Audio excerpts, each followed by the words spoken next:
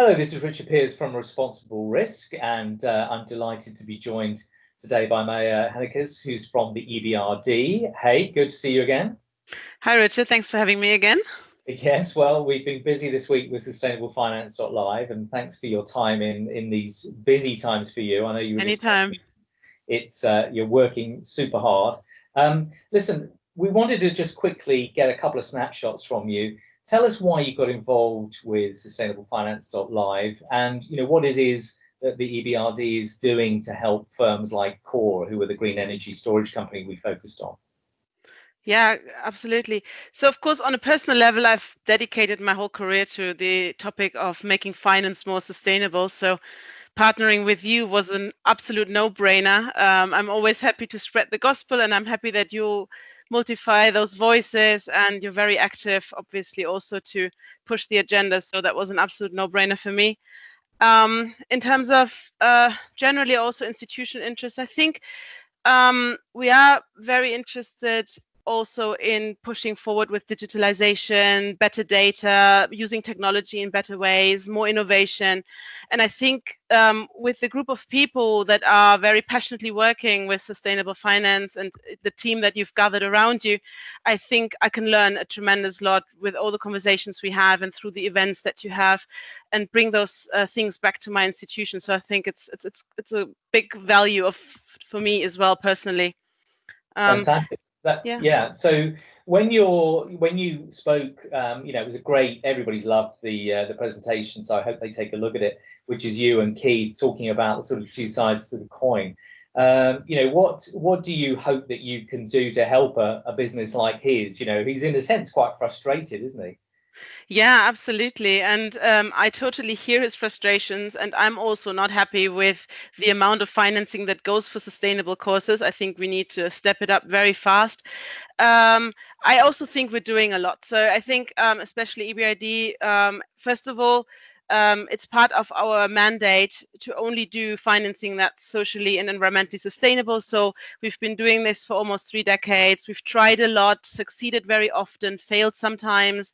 And so we've learned a lot from that. And I think the institution very actively pushes to get more financing where it needs to be in 3 ways. First, we have financing targets for ourselves for climate friendly and green investments, and we're expanding those targets as we figure out how to do it.